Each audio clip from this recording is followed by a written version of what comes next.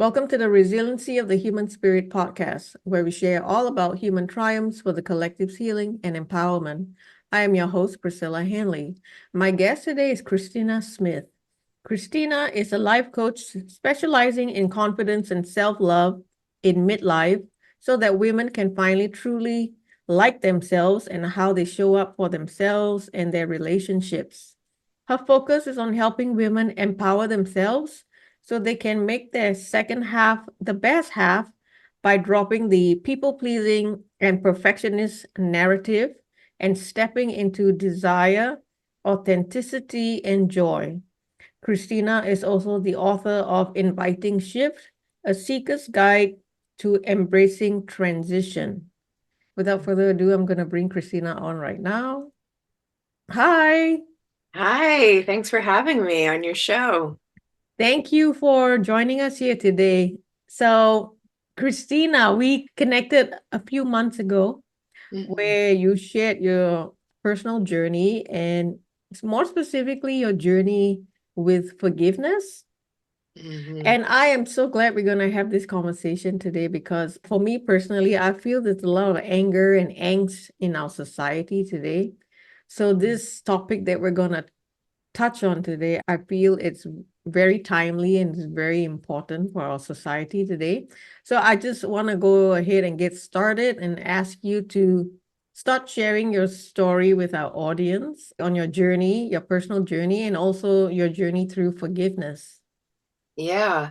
Well, it started with my divorce from my first husband. I was really angry because he had done some things to break the vows of our marriage. So there was like strong things that he did that I could point to and be like, he did this, he broke this. And that's really easy for that unempowered part of us that is usually like that childlike part of us that doesn't have a lot of power. It's very easy from that wounded child part of myself to point at it and go, this was all his fault, and shame and blame him. And I was angry for about 5 years. I had put all the work in and I had done all the things that I said I would do, and he wasn't holding up his end of the bargain, right? And so I was getting really mad. And the way that he was showing up as an ex-partner or a father, right, was not working for me either. And so I had a lot of blame. And then about 5 years in, I just got so tired of being angry. I got so exhausted from being angry all of the time, and it really had like taken over my life. So,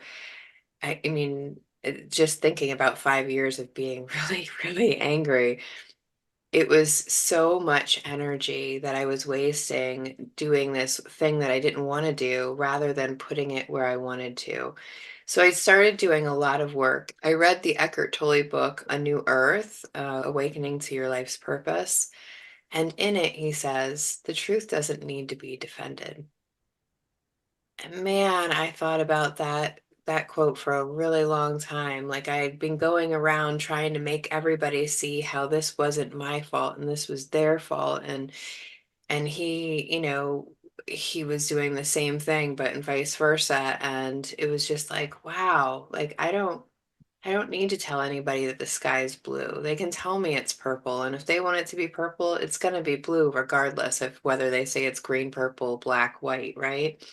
So I don't need to be so angry. Like I don't need to profess all of this. Like who even cares besides me? I'm the only one who cares, but I'm trying to make a demon out of this ex of mine, right? Which isn't going to help my son because he still needs a good dad. So me making a demon out of him wasn't going to make it good. So I had to find ways out of this anger. And I, of course, got some therapy, which really helped as well to look at things in a new way.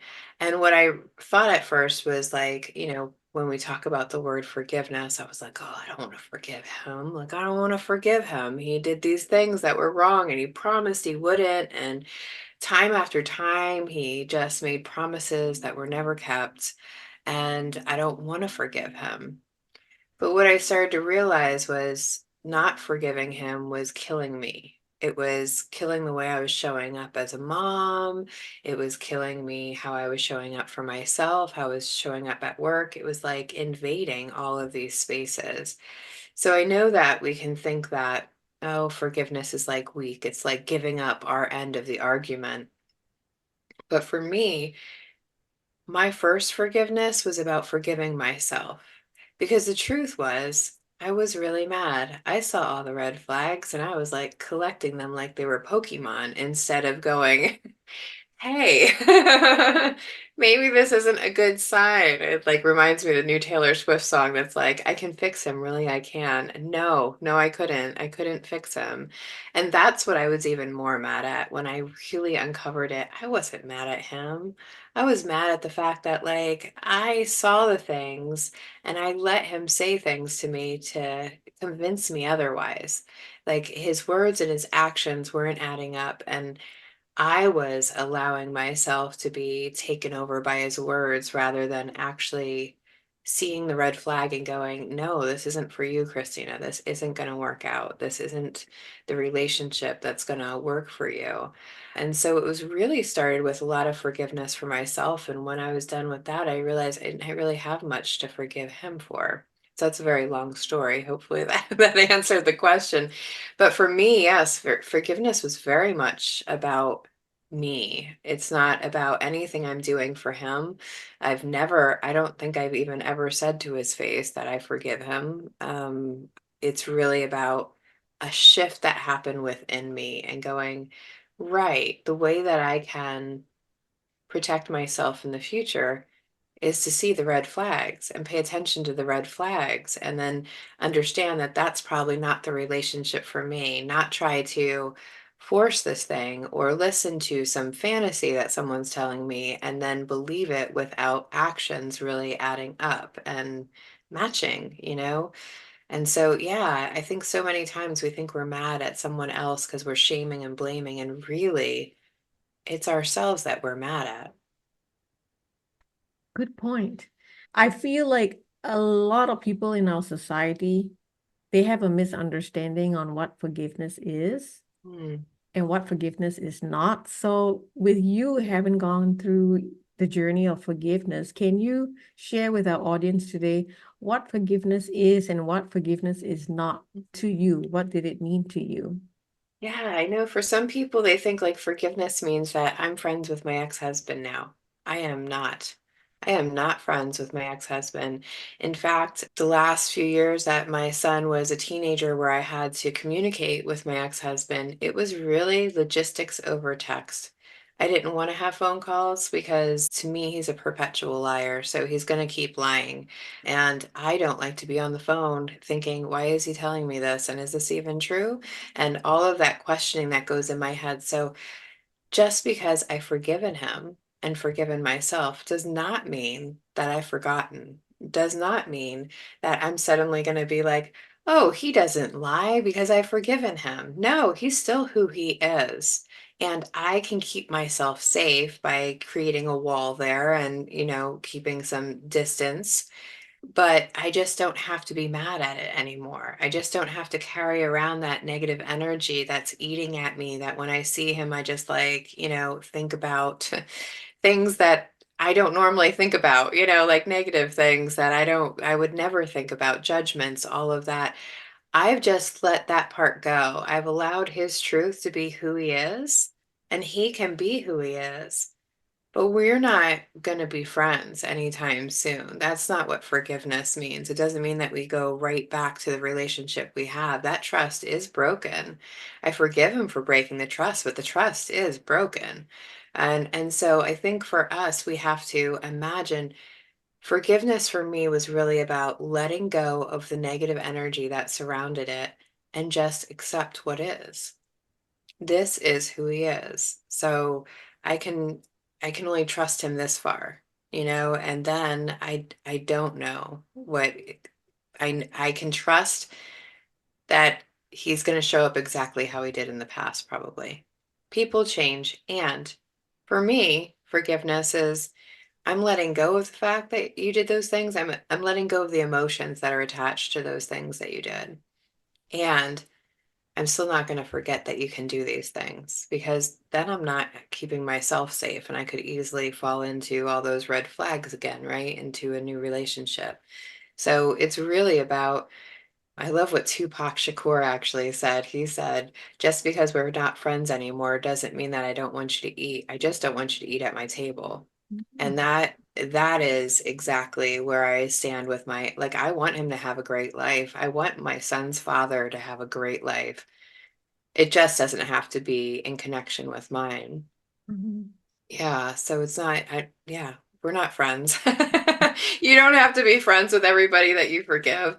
It's more of a process of letting it go for myself so that I have that space. I can go create new friends. I can go create new relationships. But that doesn't mean that I don't keep myself safe with boundaries. Yeah, I like that you bring this up because for me, I think forgiveness is a mix of so many elements like letting go, accepting what is, self-care and self-love, putting yourself first, right? Your needs first, and accepting the other person for who they are, right? Exactly. Yeah, exactly. Again, we don't have to be best friends, but I can accept you for who you are. Like, this is how you're going to show up. And until I accept that, I'm like denying my own truth of understanding, of seeing what's going on and then denying that from being true, which is silly. And that's the reason I had so much forgiveness for myself, because I saw it. I forgave him so many times, more times. I mean, my friends just looked at me and go, "Girl, I don't know. I don't know why you keep doing this," right? But like, because it was that wishful thinking that I was like just wanting him to change. I was wanting his words to match his actions,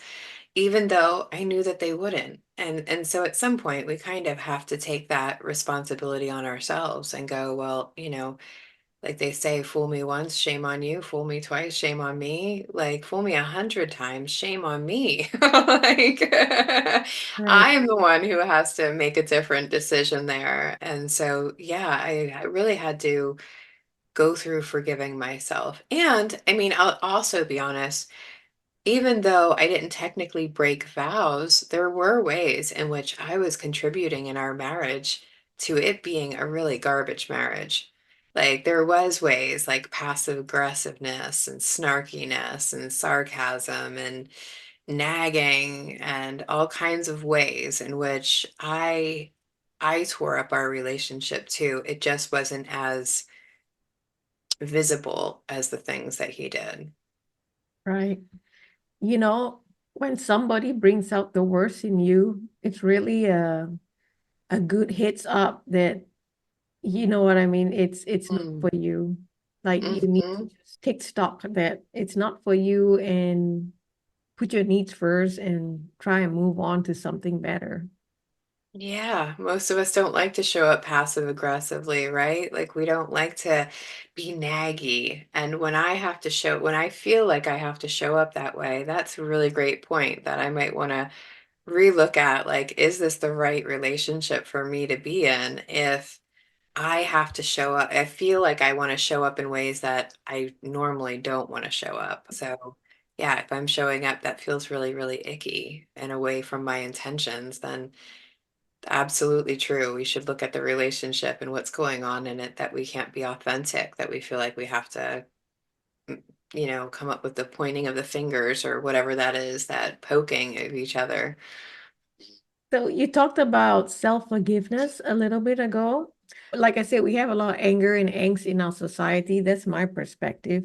And Mm. so what would you tell somebody if they have so much self-anger or self-hatred that they can't look at themselves in the mirror or they don't like themselves because they're guilty for actions that they've done or haven't done?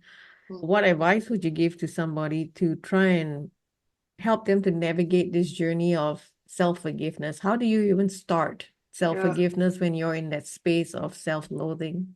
Yeah, such a good question. I always like sign off all of my emails with be gentle with your humanness. So first of all, we have to remember that we're human, we're not robots, so we're not going to get the programming right every time. Like, I love that Maya Angelou says, once you know better, you do better. It's not always true. Sometimes it takes us a few tries to change old habits, right? Like, we have to keep trying at it.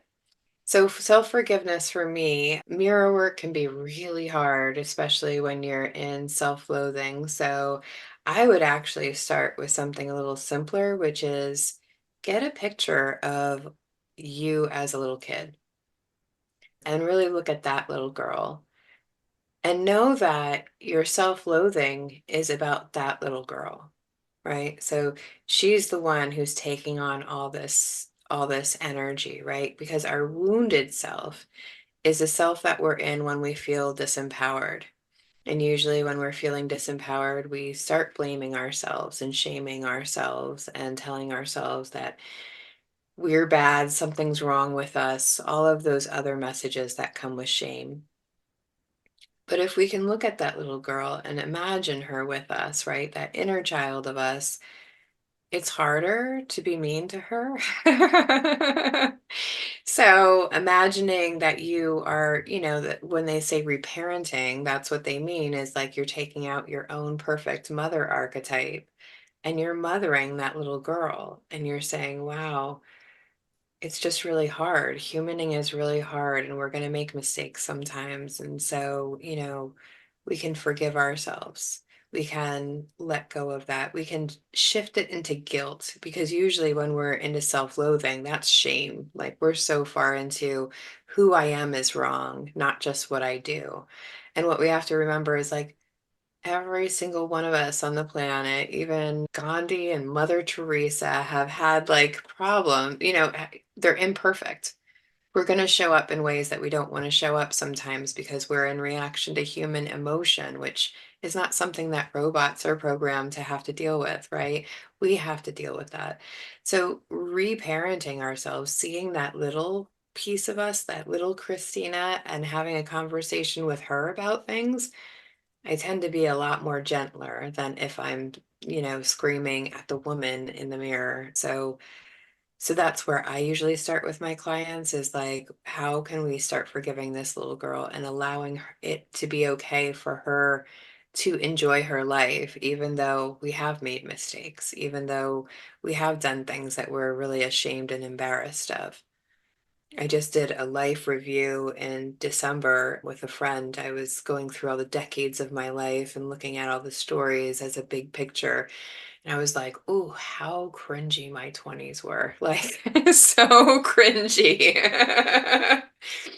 But then I had to do like a whole process of forgiveness around that and go, yeah, at 21, I didn't know anything. I didn't know what the wounds that my trauma had even left on me from my childhood. I didn't realize that a lot of the cringy ways I was showing up was because I had unhealed stuff that I was like trying to somehow like stuff paper towels into, like bandages. You know what I mean? Like I was grabbing the wrong things to like fill those holes and those spaces because I didn't understand what my childhood had done to me. And so I wasn't finding healthy ways to solve those because I didn't have anybody around me that was healthy enough to be like, hey, actually, this is how you want to handle something like that. Or do you think that you're showing up this way because of X, Y, or Z? So I had to learn all that myself.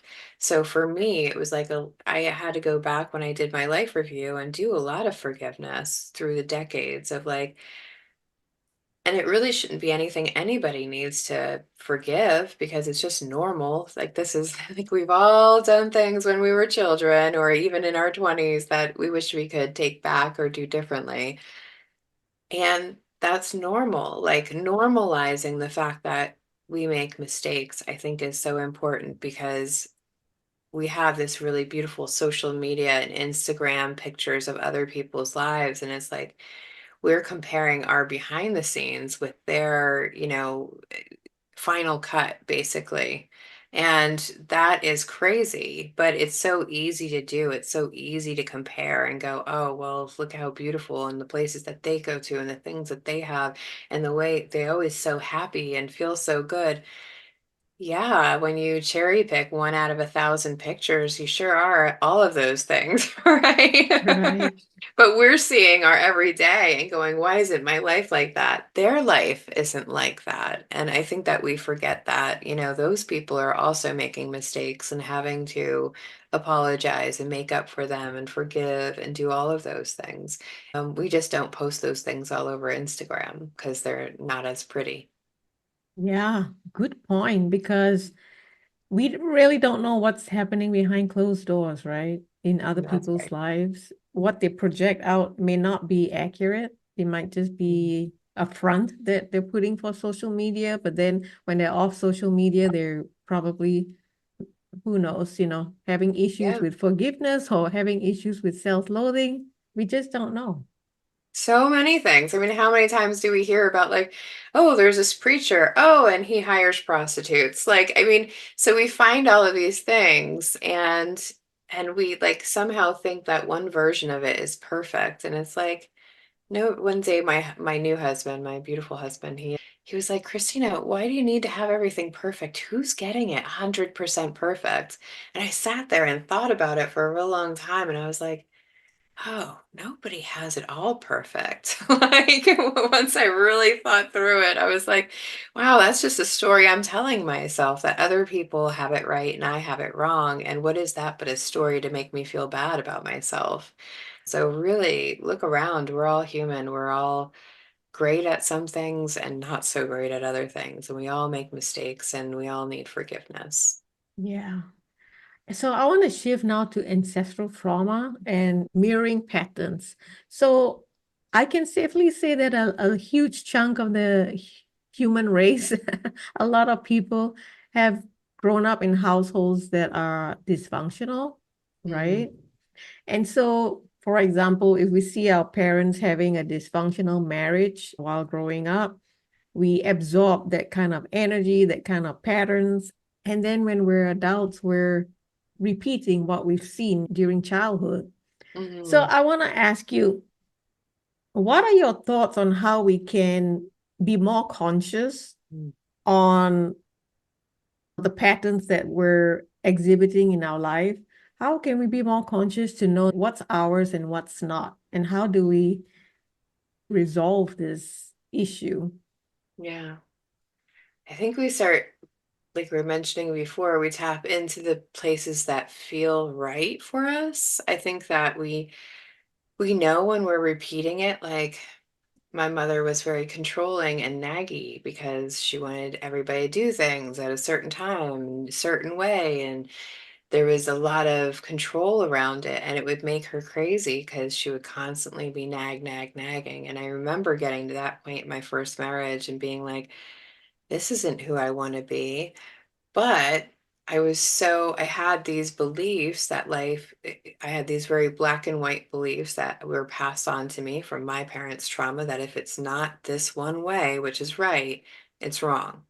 And so I kept telling, but it has to be this way. It has to be this way. And so the more it was like my grip just got tighter and tighter and tighter and tighter. And I disliked it so much. I didn't want to nag at my husband. I didn't want to be controlling. I didn't want things to have to go just one way. And I had to really look at that and start going, well, what if he does it this way? If he's doing the dishes, why do I care that it takes him twice as long?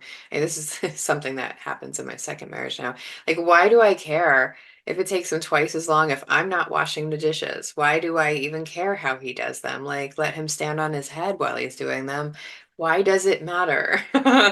So for me, one of the things was like letting go of control, and control is very much a trauma survivor's kind of tool that they use to try to keep things safe around themselves. And I had to recognize that that was from my own trauma, that wanting to control situations actually didn't make them better. It just made me crazier in the situation. So trying to let that go was a big piece, that perfectionism and people pleasing are two qualities that I really got from my trauma, like feeling like if I could just make everybody around me happy, then I could be happy. Well, that's not how happiness works, unfortunately. And I could try all day long. There are some people that refuse to be happy. So I could spend all of my energy trying to make them happy and sacrificing and martyring myself, and I'm not going to get what I want out of that. So I had to really start looking at what is it that I actually want and how can I focus on that rather than trying to control all the little things that really didn't make a difference in my life. I mean, if the dishes sat there for another night, it's really nobody's dying because of the dishes, right? Like, so learning what to let go of and what did my happy look like? And how am I going to get like focusing on that? Because I think so often as people, we're stuck in this survival mode of like, I'm worried about all the things that make me uncomfortable and I'm trying to control or fix them rather than thriving, which is like, I see the thing that I want and that's what I'm focused on so that I can have a forward moving path. If we sit here and look at all the things that are not exactly right or not how I want them, I could get stuck here all day and never go for thriving, never go for the dream because there's always bumps in the road. But we learn to let them go and trust ourselves a little bit more, then we have more space to go over thriving instead of just basically surviving and trying to keep our head above water. Right. So you talked about thriving. So Mm. let me switch gears a little bit. So how did you manifest your soul aligned spouse right now? Yeah. Right? You had a Everybody wants very, to know that, right? yeah, you had an unhappy marriage. You got out of that. So how did I you did. manifest a soul aligned partner for you? Yeah. So after my divorce, I was very angry. I was very angry. We were discussed that. And during that anger, I had friends that were telling me, Christina, you're a man hater. And I was like, a man hater? Like that was kind of shocking to me because I was like, I don't hate men. I mean, there was a very specific man I hated at the moment, but like besides him, I didn't think that I really hated men. And they're like, oh, you're just too picky. There's no way you're going to be able to get the man that you really think that you want now. You're going to complain about all of them. And I was like, I don't know if that's true. So I went home and I journaled a lot about it and I created this list of things, right? It didn't have anything to do with his physical features, but it was basically a list of here's how I want him to contribute to my life. And if he doesn't contribute to my life, then I can do it alone a lot better than I can with somebody dragging me down. So I'd rather do it alone and unless all of these qualities are complete.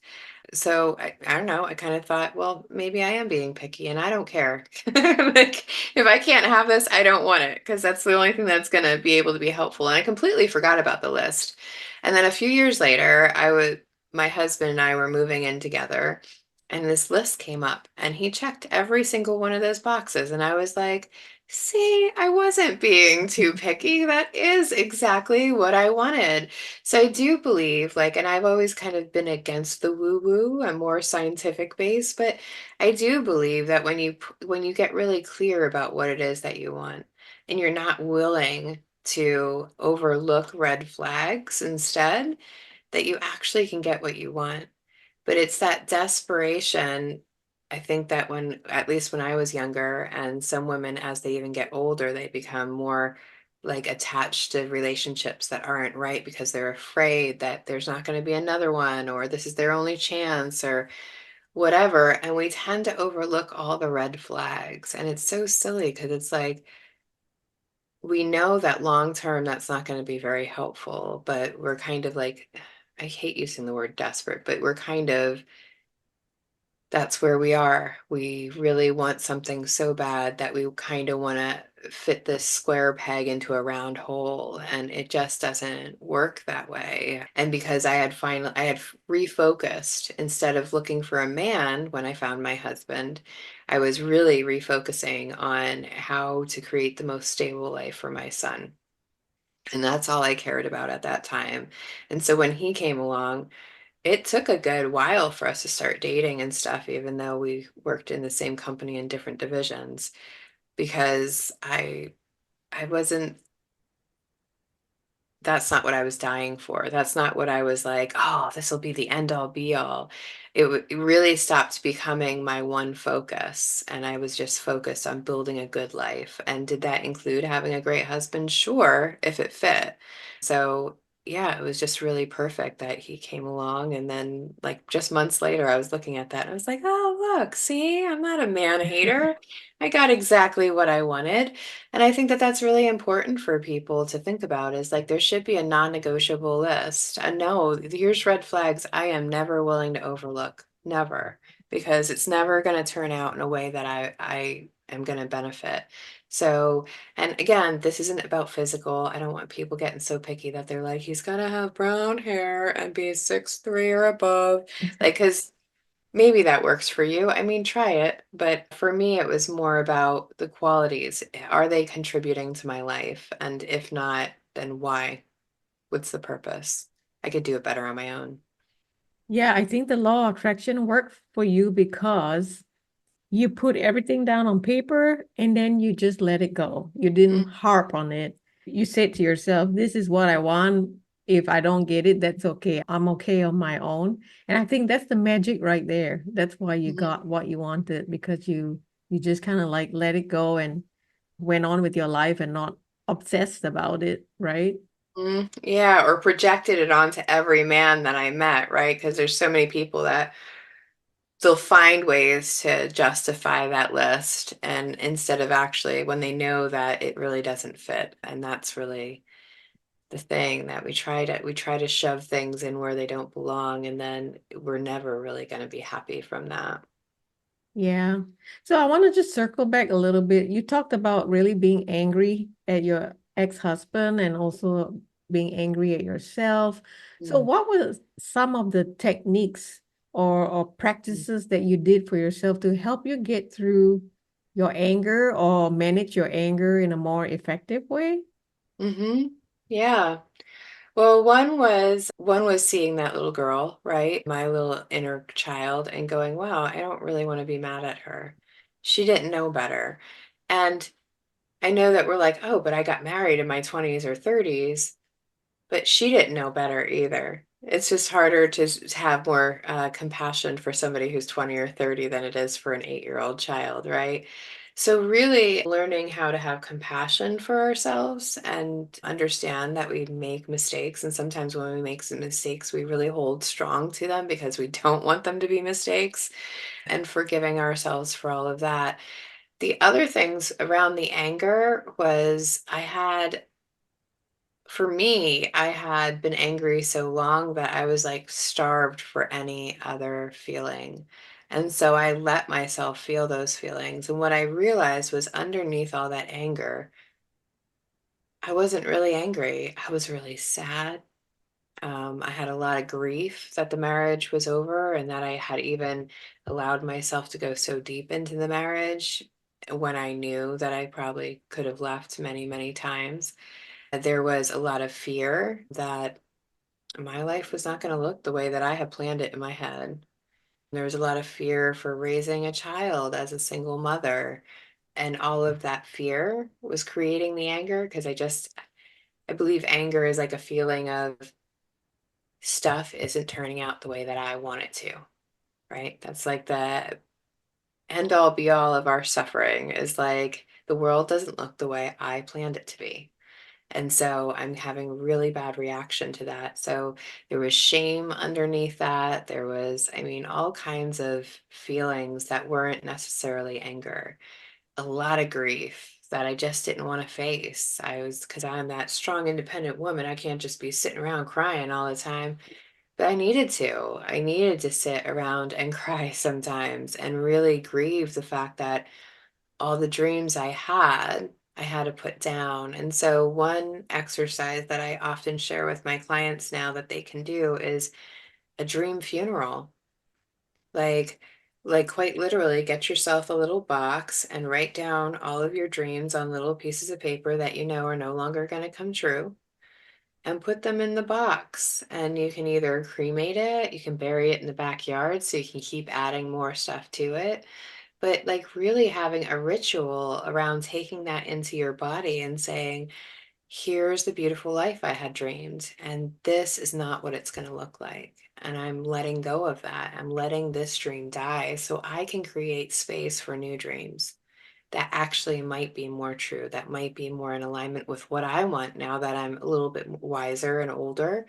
I can create new dreams, but I need to create that space first. And if I haven't let go of all those old dreams that I'm still hanging on to, then that's going to be really hard to create space for that. Mhm. So that's another thing that I would highly recommend is just having ritual for yourself, remembering that our feelings are in our body. And if we don't feel them, if we don't get into our body and feel them, they just kind of stay there. And I think that's what happened with me in the anger was like, I almost held on to that anger like a badge, like, oh, yes, I should be angry. I can be angry because it's not my fault, right? And whenever we hear that, it's not my fault, ooh, that's my inner child wanting to not have to take blame for any of this stuff. When I really needed to, I needed to accept that I overlooked all those red flags, that I was like picking them up and collecting them like they were antiques or something. I needed to do that because if not, I would do that all over again. And that's what's important. If I didn't actually look at all of this stuff, I'm sure marriages 2, 3, 4, 5, 6, 7, 8, 9, 10 would all look exactly the same. And I had to really be honest with myself about how am I contributing to my own pain. And I would have never seen that if I would have just been like, well, it's his fault that I'm angry and that's it. Instead of going, well, what's underneath it? How did I contribute? What did I overlook or let myself do that I could have really created really strong boundaries? So, on the topic of practices and rituals, have you heard of the Hawaiian practice called Ho'oponopono? Yes, I love this. Yeah, It's so that's a very beautiful. powerful practice, right? It's Mhm. basically four sentences, such powerful sentences, though. It starts with, I'm sorry, please forgive me, thank you, and I love you. So Mm, I've done this when I've been angry because I went through a traumatic first marriage and a nasty divorce. So yeah, I've been where you were as well. So yeah, I heard about this Hawaiian practice and I decided to try it for myself.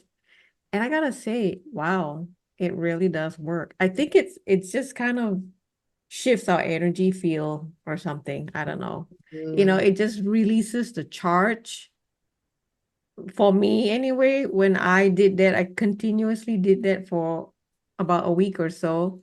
And then all of a sudden, it's like there's no more charge. mm. I tried this with other people, and I gotta tell you, although that's helpful, this is all about self-forgiveness too. Like when I look back at that little child, or I look back at that 20-year-old or that 30-year-old that did really cringy things and dated exactly the wrong people, like I can say this prayer to that part of me and be like, of course I love you. And I just think it brings so much compassion into the forgiveness process. Again, if we're using this for someone else, I've used this for my ex-husband when I've had to see him in person, right? It's like, okay, I'm sorry, please forgive me. But it's about the energy of it, right? Like I wouldn't actually say these things to him, but I would definitely, it brings a softness to it, right? Instead of that having that sharp edge of anger, at least that's what it Mhm. feels like to me, it brings a softness. And so, I mean, even if we start, that's a beautiful prayer, even to start with ourselves, like start with that 8-year-old little girl, if that's what's easiest, that inner child within you. And then, see yourself growing up and still giving that prayer, I think is such a beautiful practice. And then maybe you can actually get to the mirror work. Mirror work can be very powerful when we're ready for it. And sometimes that's a hard place for people to start. Right. So mirror what you tell yourself, I love you, you're doing great. Oh yeah, you Yeah. do all those things. Mel Robbins says you give yourself a high five. Like it's whatever it is, right? And just for me, it's about speaking honesty to myself, whatever that looks like, and compassionately. I think compassionately is the piece that a lot of us miss out on because we weren't treated very compassionately when we were young necessarily. So I was always told that, oh, that's not something to be sad about. That's not something to be angry about. If I was having feelings, I was way too sensitive. If you would ask my mom, which today I see as a superpower, but she certainly did not. But just being able to acknowledge those things and look at myself and be really kind to myself as if I'm talking to a friend rather than the shame messages that I was taught to use for myself, right? I was given a lot of shame messages and that was supposed to change my behavior. If I was shamed enough, I would be a better woman, girl, whatever, child. And so I learned to shame myself, even though I would never do it to my son, or I would at least not intentionally do it to my son. I still will parent myself the way that my parents parented me. And so for a long time, I had to learn how to let go of shaming myself into change because we don't really shame ourselves into change. We might be able to shame ourselves into doing something once or twice, but it's not permanent change, unfortunately. So for me, it was like letting go of that shame in order to do the mirror work and really be okay with that. Nice. I want to shift now to your business. So tell us what programs and services do you offer to the collective right now? Yeah, I have mostly what I do is small group coaching, meaning like 4 women or less. And I have a program called Confident, Connected, and Impactful, which is the coaching program that I run. It's mostly for midlife women, but I have some women in their late 20s. I have some women in their mid 60s. So midlife is whatever we choose to think it is. And we really talk about how do we self validate? How do we start aligning to what we really want? A lot of the things that we just talked about, how do we start shifting towards thriving rather than surviving? And that's what we work on. I also have a new mentorship where we talk a lot about feminine archetypes and the different energies and how we can use those in our lives since we're all of the archetypes. We're not just one, but how we can use all of the archetypes in our life to create more balance. So you can find more information at christina-smith.com and just reach out. I would love to hear from you. So you have a special gift for our audience today. Would you like to elaborate a little bit more on that? Sure. Yes. I have the confidence toolkit. It was made for midlife women, but I really believe it's going to help anybody who just needs a little bit more confidence. There's some like really hands-on tools to how we self-validate, how we lean into our gifts and our strengths, how we just feel better about how we show up. So anybody can grab that at christina-smith.com/toolkit. Okay, I'll put that in the show notes. So, Awesome. question, do you have socials? Are you on social media? I am on Instagram and Facebook, and you can find me at Christina Smith XOXO. I believe on Instagram there's some underscores in there, but if you type all that in, I'm sure that they're gonna pop up my stuff. So yeah, you can find me on either of those. No Okay. TikTok yet. I'm still Gen X. So very quickly, you kind of piqued my interest earlier when you said about all the archetypes. What exactly are you talking about? Very quickly, can you give me a quick Sure. Yeah. explanation what you mean by 12? Did you say 12 archetypes? I use 12, Oh but so yeah. Carl Jung was a psychologist that came up with the idea of archetypes many, many decades ago. And archetypes basically are energies, and we talk about them as roles today. We have lots of different roles. I'm a mother, I am a leader, I am a warrior, I'm a lover, all of these different energies. And if you talk about mother energy today or 3,000 years ago, they all know what you're talking about. It's that nurturer, it's the one who births things, it's the one who helps and teaches and heals, right? That's what an archetype is. It's a specific energy. So our inner child energy obviously is going to show up differently than our mother energy or our Mhm. warrior energy or our wild woman energy. And so I talk about the different energies because we all have all of them. Most people they take a quiz like, which archetype are you? You're all of them. You have all of them, whether you express them or not, you do have access to them.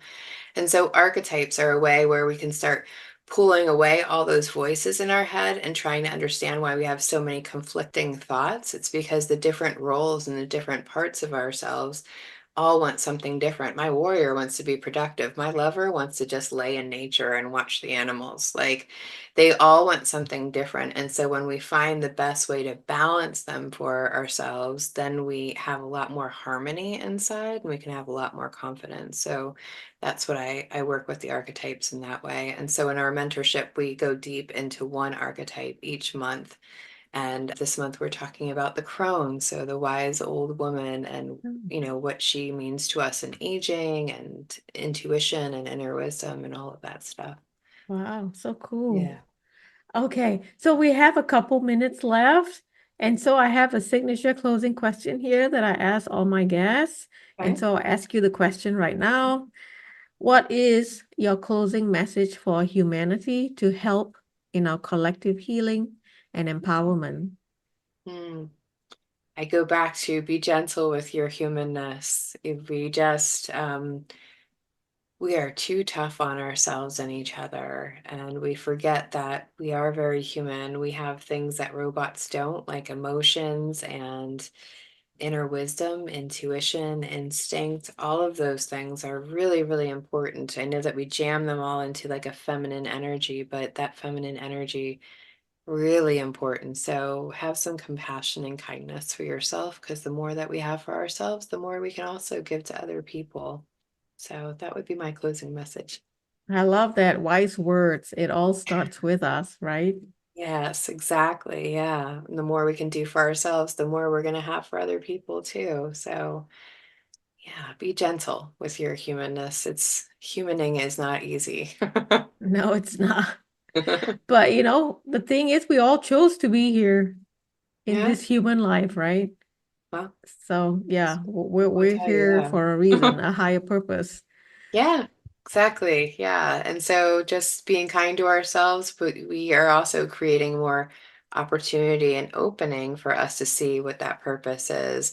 If we're so busy shaming ourselves, we're probably going to be closed to new opportunities and possibilities that are coming along because we're all stuck in that shaming process. So being kind to yourself and others, I think would change the planet. It's a little thing, and it would completely change the way that our society and culture is run, I believe.